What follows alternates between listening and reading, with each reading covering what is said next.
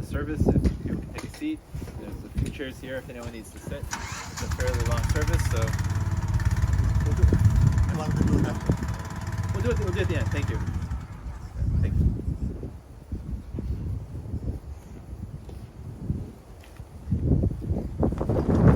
We're all gathered here today.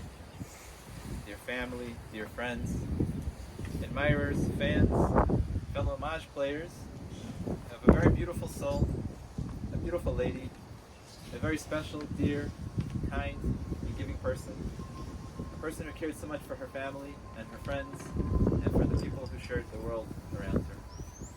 Our beloved Frieda Kochman.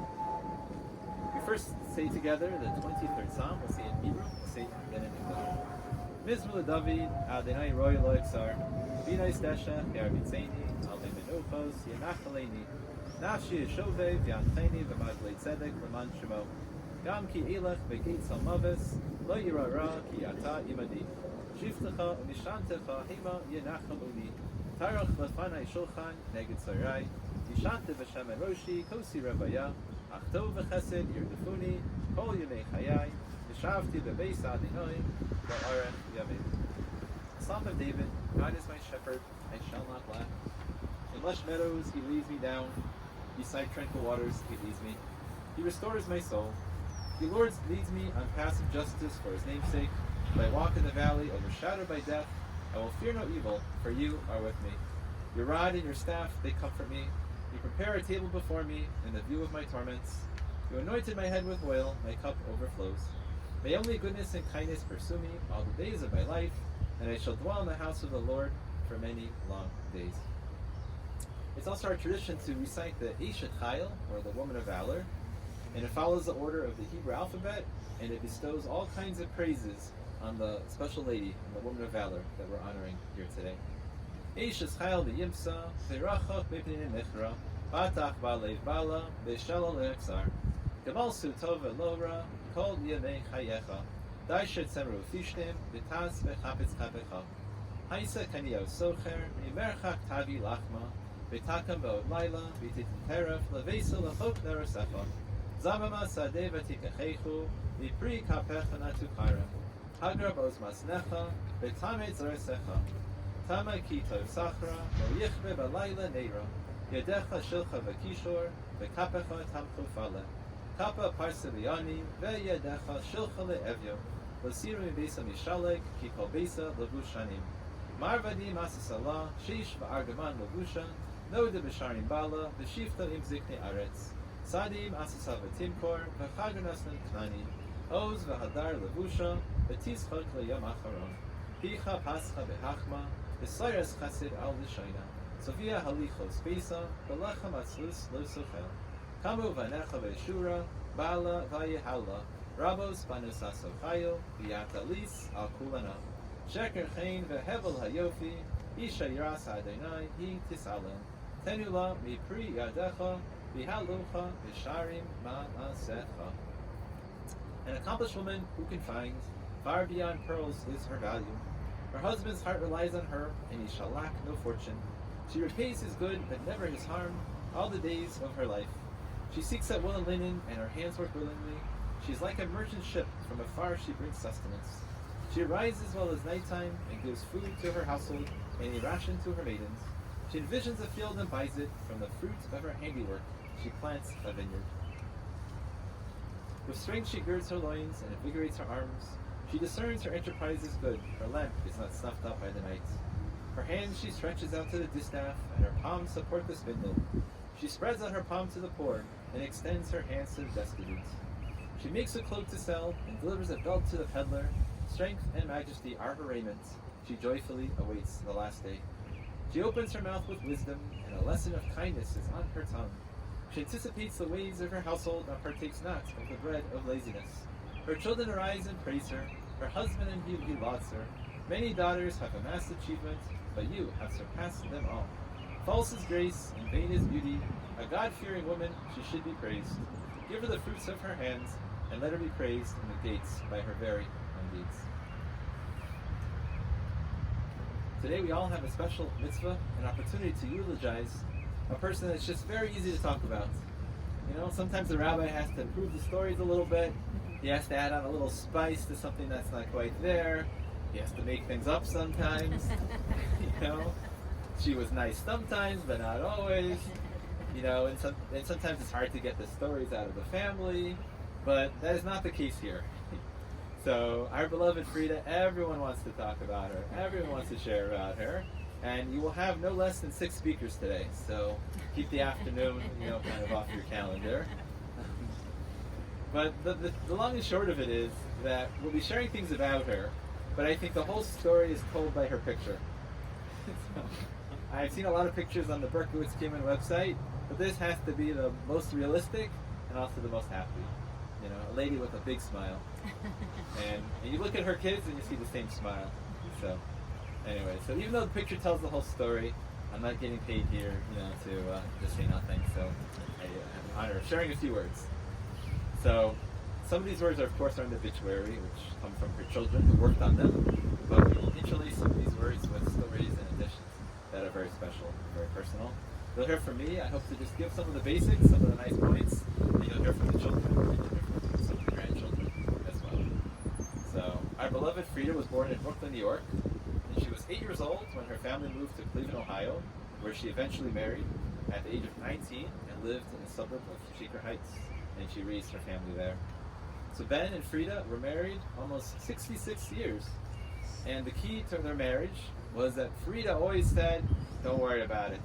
She let it go. She was just letting things slide, always very easygoing. And yes, Ben was stubborn, and yes, sometimes he had a temper, and yes, he got upset, but he's a great person, of course, we love him very much. But she knew that he would come around. He would apologize, he would say, "I should have gotten upset," and she would just not worry, it's going to be okay. That's her approach. And her sunny disposition wasn't just with Ben, it was with everybody. She always showed that goodness and that love of life to everybody. If you were to tell her a joke, the joke didn't have to be funny, because she would laugh even before you hit the punchline. I don't know if she laughed the second time, when it was really the punchline, but she even laughed before you got to the punchline, because she didn't want to leave you hanging and not think that that your joke wasn't coming. Ben used to say that she was the sweetest person that he had ever met. And he sure got lucky meeting and marrying the sweetest person that he'd ever met. And even in her later years, and working in a nursing home, people's sunny dispositions and please and thank yous can certainly get forgotten as they get older. But the thing about her is that even when she didn't always remember everything and didn't always know exactly where she was, she always said thank you. She said please to every single person who took care of her. And they really loved her in the different places where she lived. Frieda started working as an executive secretary straight out of high school for the Cleveland advertising firm of Lang, Fisher, and Stasshauer. She continued her secretarial work after marriage and moved to Los Angeles where her son was born. But homesickness brought her family back to Cleveland after 4 years on the West Coast. Frieda chose to stop working outside of the house in order to stay home with her children, but as soon as her youngest reached junior high school and no longer had to come home for lunch, that day Frieda went back to work at the Blauschild Chevrolet dealership where she had remained for so many years. The day the kids were back in school was the day she was back in her seat working. She had a great responsibility to her family, but also loved her job and her work in the outside world. She was a very talented secretary and administrator, truly geschickt in the Yiddish term. She was excellent at shorthand, she was a fast typist, she was a great writer. She always knew what to do in all the circumstances, and the bosses always relied on her for everything. And so, no different with Ben's business. She kept on top of all the details, never missed a bill, never missed a phone call, etc. And even with regard to her own funeral arrangements, she took care of all the details and left little work not done so her kids wouldn't have to worry and manage those details. She took care of everything. Besides being a hardworking mother and a beautiful spouse and a good friend, she was known as a very keen mahjong player. I won't say who was the best player in the group. I wouldn't say who was the most interested in winning. So let's just say that they were all very keen. And it's not every day we honor the Maj group, at a person's final words. But this was a very special group of ladies. How they got together, all of them, all 4 of them, for more than 15 years. And the testimony to how important this group was that the daughters of the special group, 3 of them, are here to honor Frieda and to honor the Maj players and to honor the team. They came from Columbus, from Los Angeles, and from local to show their support and their love for Frieda and their connection to their own mothers, who were so much a part of this Maj game. So we honor Betty Goldman and her daughter Barbara. We honor Faye Craig and her daughter Heidi, and also Shirley Kane.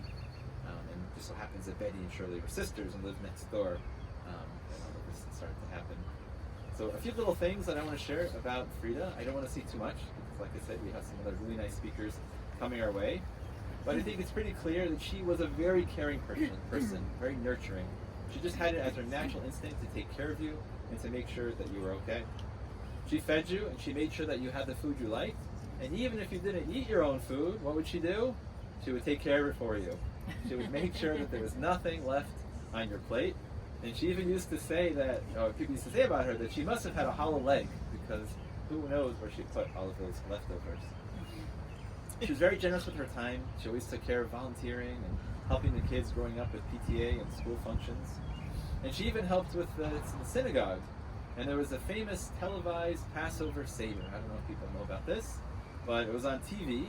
And the Warrensville Center Synagogue, Rabbi Muskin, and the ladies and the actors who were there put on a mock Seder.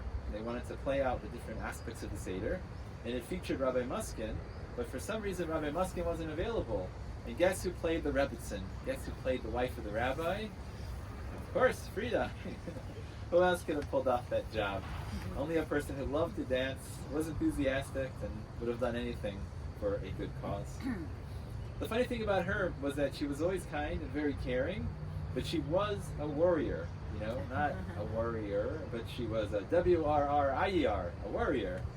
And that even when she got much older, the folks in the facility where she was, they used to copy her. Whenever something would go wrong, they would say, oy vey, right? Because apparently that was a word she used a lot, oy vey, oy vey, oy vey. So she worried about it a lot. But most people I know who worry, they can be kind of a sad personality. They're kind of a sadder personality, but not her. As much as she worried, she was happy and positive and caring and enthusiastic about the world around her. She wasn't just nice to people who were biologically related to her. She was very beloved by her daughter-in-laws as well. All the mother-in-law jokes definitely do not apply. And it was said that Ellen had said that she would not only admire her mother-in-law, but she would bow at the altar of Frieda because of just how great and how truly special that she was. She deserved lots and lots of accolades. So there's a lot more to be said, and that's what the other speakers are for, and that's what Shiva is for, to share. But it's just so special who she was. Just her kindness, her disposition, her positivity, and the way that she just nurtured all of us. She took care of all of us. And we owe her a great deal. We don't owe her, but we want to, out of our own hearts, just say thank you to her. Thank you for all she's done, all she's given us. And there's many things you can learn in the world from a book. There's many ideas you can take on. But if you want to pick up kindness from a one-on-one manual, you cannot do that. You have to be taught it. You have to be shown it. If you want to have a good disposition and have a positive attitude towards life, once again, you cannot learn that so easily from a book. It has to be shown to you. And so clearly, the way I know her family and her circle, the kindness you guys have and the disposition you have has a lot to do with her and how she raised you and what she gave to you. So she should be very proud that these special traits have continued and are going to go from generation to generation. So speaking of generations, we're going to start with her firstborn, Neil, who's going to share with us a few words. No.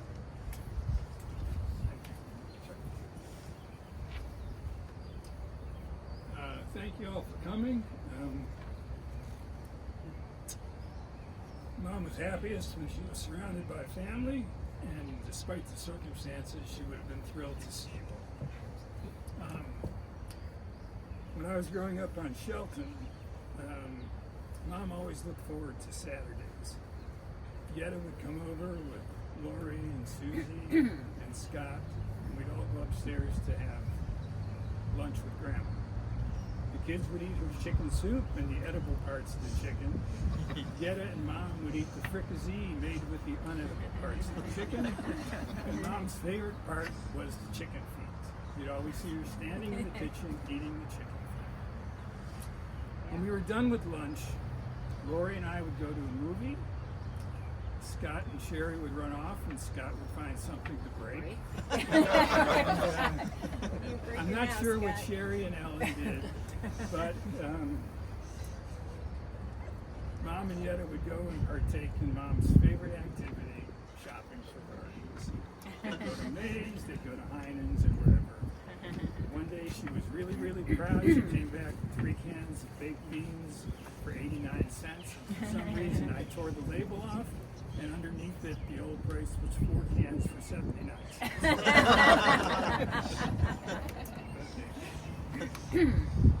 My wife Ellen often referred to my mother as a saint. She wasn't quite that, but she was the most caring, nurturing, kindest person you would ever want to meet. And she always had a smile on her face. That smile got her through more than 65 years with the man who's lying next to her, starting with a honeymoon on which she was accompanied by her father. My parents' plan for their honeymoon was to drive cross country, ending up in Los Angeles where they were going to live. My father didn't have a car that would make it cross country, so he asked his father, "Can I take your car?"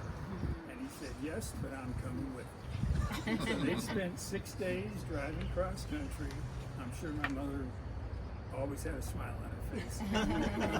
Ending up in Los Angeles. The only story I ever heard about that trip was at a rest stop in South Dakota.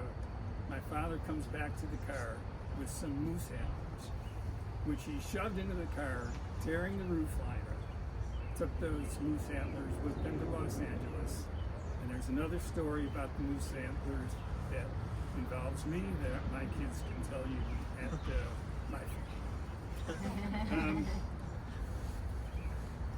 So the smile got her through that. It got her through 3 homesick years in Los Angeles. She raised 3 kids, sometimes often self-centered, often doing what she didn't necessarily agree with. Got her through raising us. Took care of her mother. Basically got her through everything. You have to excuse me, but I probably don't remember right now what I was going to say.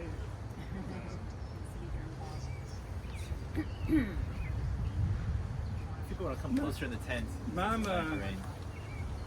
as terrific as Mom was, she did have some faults. She worried too much.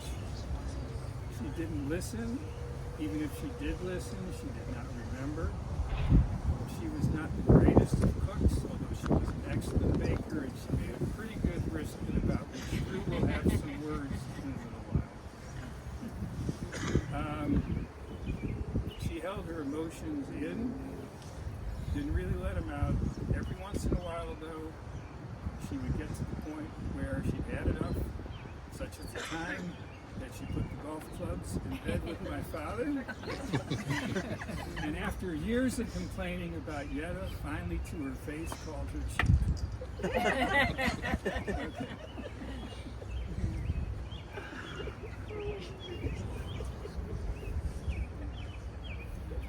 Mom was the last surviving member of her generation on both the Schaefer and the Kochman side. She, her siblings, her in-laws, her cousins, friends and peers worked hard and sacrificed to create opportunity for their children, grandchildren, and others. Our generations have not been the best of stewards of the opportunity that they provided.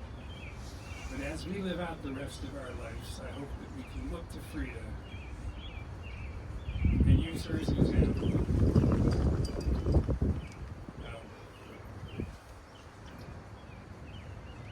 To do what's right, smile during the ups and the downs, and leave the world a better place, even if that world does not extend much beyond 143rd Street.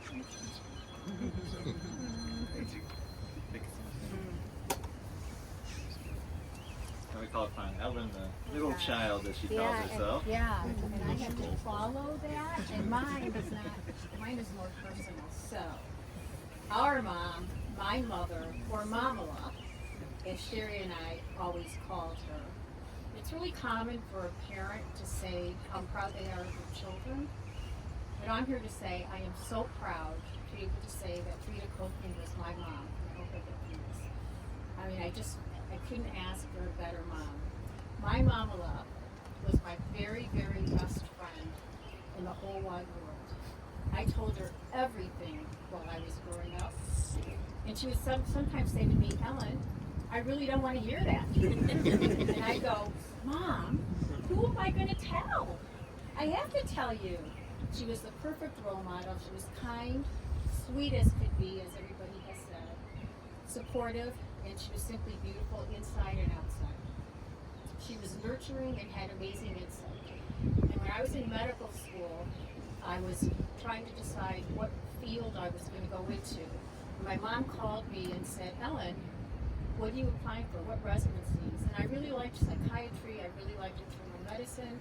And I said, well, Mom, I think I'm going to apply for both, internal medicine and psychiatry. To which my mom immediately said, oh my God, don't go into psychiatry. And I was really surprised because Mom was very introspective, and although Neil didn't experience this, I had many heart-to-heart talks with Mom. And I said, why, Mom? And she said, because if you go into internal medicine, you are going to be doing psychiatry every day of your life.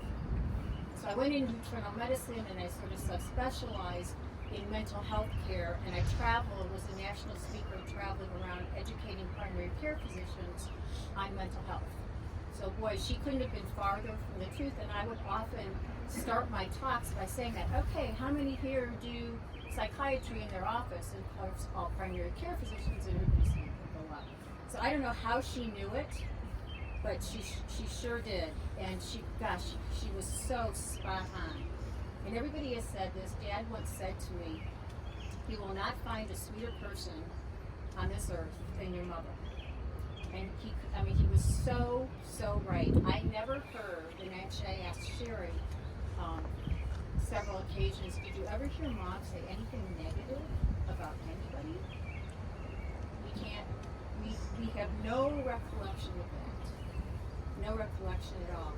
And as I was thinking about, well, what am I going to say about Mom? You know, there's so many things, and everybody knows how wonderful she was. I was sitting and I got 2 messages from old friends as I was growing up, and I hadn't seen them for a while. So one, Dale Shroud, who I went to high school with, and he used to pick me up on the way to school every day. He came from a broken family. His dad was totally out of the picture. His mom had a very difficult time. He lived in a 2-bedroom apartment in Shaker, and he said to me the other day when I was at home, he called me just to say how sorry he was about Mom, which he found out in the Jewish news. And he said, your mom was one in a million. And I remember I didn't have the family that you had, and both your mom and dad, but especially your mom, made me feel like I had family. And that was and that's how Mom was. She welcomed everybody, all the children.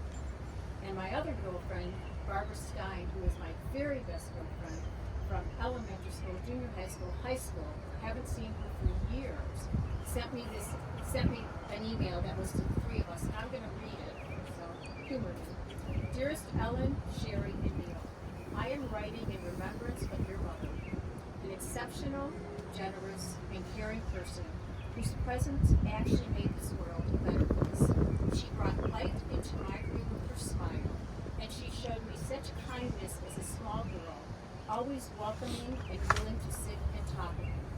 She seemed to instinctively know when comfort was needed and gave it freely without question. She's an example of love, and I still remember her warmth, care, and attention, although more than 60 years have passed since I last sat in her kitchen, which was filled with life and laughter, along with debates and disputes that would always circle from some disapproving shake of her head to acceptance and love. Frieda was a wonderful woman and I am glad Ellen and Sherry that she was living close to you these past few years. My heart and thoughts are with you. Sometimes for me, when a dear one leaves, and you wonder where the beautiful souls of our loved ones wander in this universe, somehow you realize because you hold them in your heart, they still stay close like the constancy of the sky always above us. And I should say, and I forgot to say this, that Barbara came from a family where her mother was always yelling at her. She was always wrong. Her sister was favored, so she found solace in coming in to her and spent a lot of time at our house. So that's how special Mom was. And I once said to Mom, what am I going to do when you're no longer here? And she said to me, you will always know what I would say. And I would say, Mom, it's not really the same thing, so you'll always know. So my mom will be in my head and my heart forever. Mama, I love you. Beautiful, thank you. Felt fun, Sherry.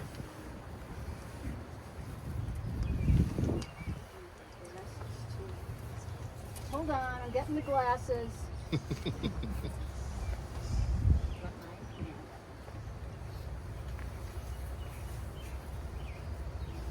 Oy vey.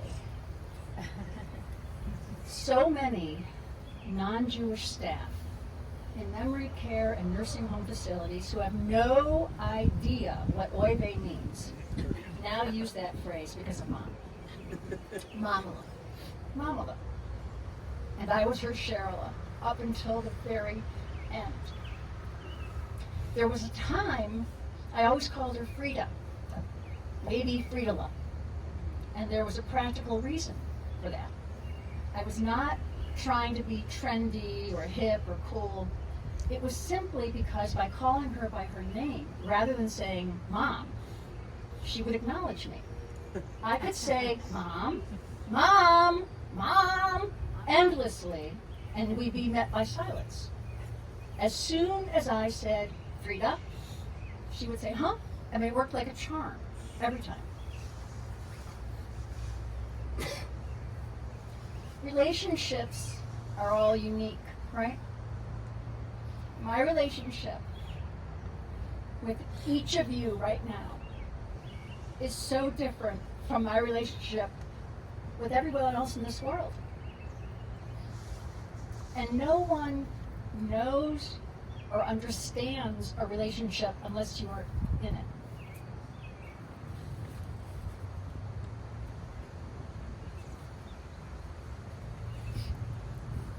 How I knew Frieda Kochman is so different from how each of you knew her, from how my siblings or my nieces and nephews knew her. Sure, we all know that she was the sweetest, most caring person on earth, but I'm talking about intimacy. Intimacy. Knowing who that other person is. Despite our closeness, I always felt there were parts of me that Mom did not know and did not understand, and I guess all children can say that, right? And I know that there were elements of Mom way beyond my ken. There was a photo that I came across of Mom several years ago, and I actually don't know where it is now. I saw in that photo a Frieda Kochman that I felt I did not know. She was walking on a beach with my dad's good friend and golfing buddy, Mort Smiling. Surely it was during a golf trip, one that the wives were allowed in on. Perhaps Florida, I don't know. But Mom seemed to be in deep, deep conversation with Mort. She had an enthusiasm, an alertness in her face that I could not recall seeing before. A depth of intelligence. And I'm not saying I didn't think Mom was intelligent, quite the contrary. Yet there was something in her face, in her physical posture, in her presence, in that photo, that struck me as profound. And I marveled at who that woman was. An aspect of that woman that I did not know. And I'm grateful for that, for not fully knowing Frieda Kochman, for the complex self that she was, more than a mother, a wife, a nurturer, a full human being. and definitely a mensch. Mom lit Shabbos candles every Friday night, followed by a good Shabbos wish and a kiss. She even had a travel set that she would bring with her for those times that she was away from home. And when we moved Mom to an independent living facility in North Shore, Chicago, or Illinois, we bought her a set of electric Shabbos candles to turn on and off. And they were perfect for where she was at that stage in her life. They eventually made it with her to the nursing home in Galena that was just 5 minutes from my home. I made a point of lighting the electric candles with her every Shabbat for the nearly two years that she was in Galena, and up until her very last Shabbat, that Friday, June 16th. She was able to recite the Brucha in Hebrew with me, and then sing Shabbat Shalom with me. That knowledge was embedded in her when so much else of her life had faded.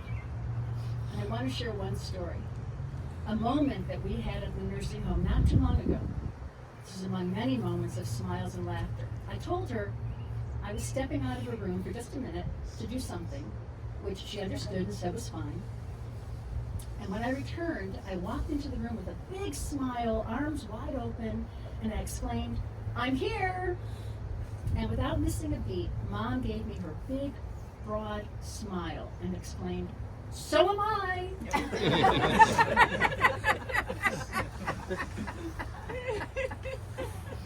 I'm still here, Mamala. My dear, sweet Mamala, I miss you, yet I know that you are always, always with me. From the bottom of my heart, I cherish you. Your memory is a blessing. And I have to say one more last word about that smile. Everyone remarked about Mom's smile. In the words of a Galena friend who graciously visited our mom in her last days, smile is the mirror to the soul. Hers is pure and beautiful.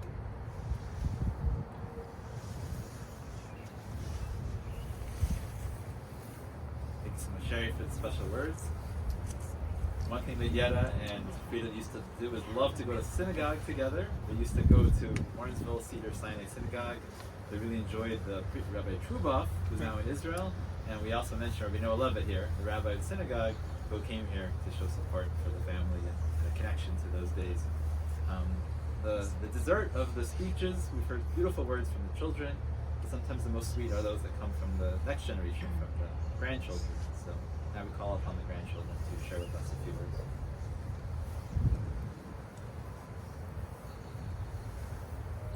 Hi everyone, thanks for being here.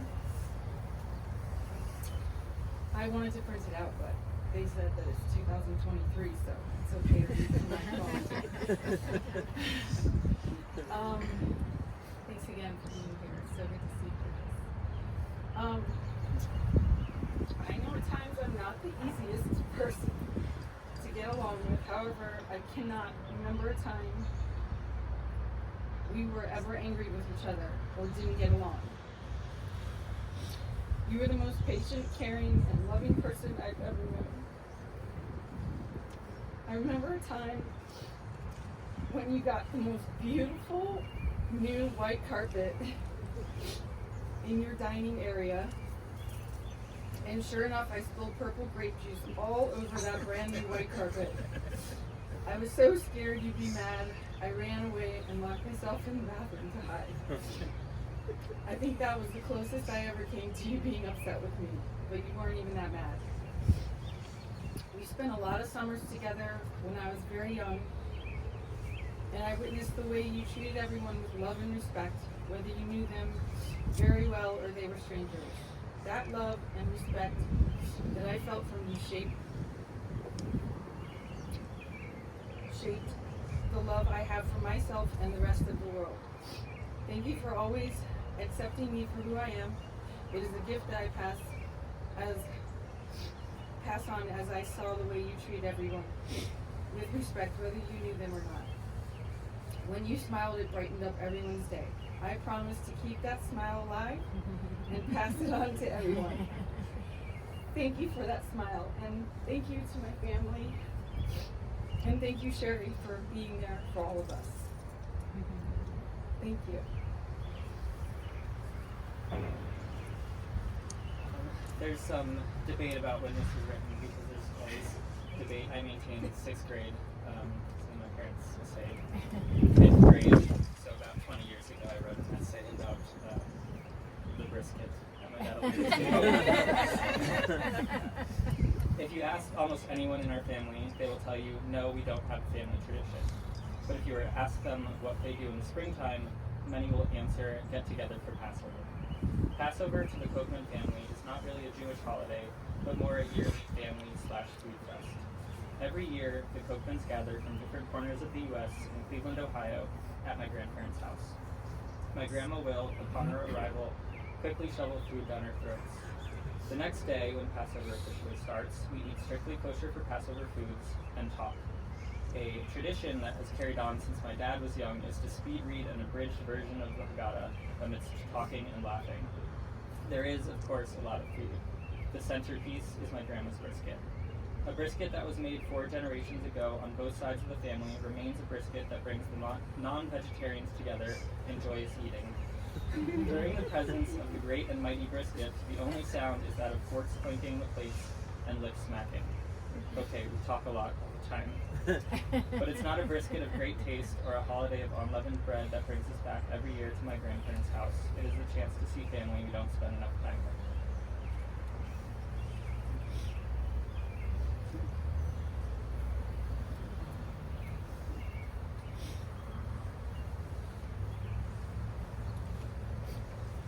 One last thing to finish with is that we know that Frieda in many ways is the last of her generation. And the trio of sisters, we've spoken about Yetta, we've spoken about Frieda, but also there was her big sister Lil, who had a lot to do with her personality. And the 3 sisters really were one in many areas. And we know that her children, Lil's children are here. They came all the way from Florida, Barbara and Joel. So I was asked to make special mention of your family, and thank you for being here. So just as the rain begins, we have a real chance to do a real big mitzvah, which is the mitzvah of helping with the physical aspects of the burial. In the Jewish tradition, it's a way of saying thank you, I love you. It's a way of showing our physical closeness in a way that is really eternal, always with the person. So what we're going to do now is we're going to ask the family, just the 3 kids, they're going to put a small shovel full of earth on top of the casket, and then we're going to cover with the vault cover. And then after that, everyone else who's here can take part in the special mitzvah of placing earth on top of the casket. So if you guys just want to go ahead and do earth right there. The bucket's to your right. It's right in front. Yeah. Yeah. Yeah, that's the joke. So you'll just... It's the other way now. That's So okay. you turn Some it very people do good. I want to see you done with the back. Oh, okay, sorry. And you'll just put it back in the same.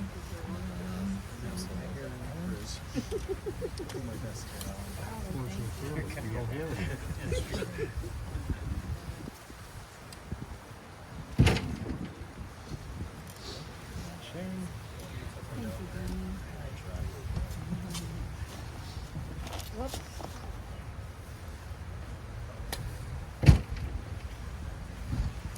Now we're going to go ahead and cover with the vault cover, please.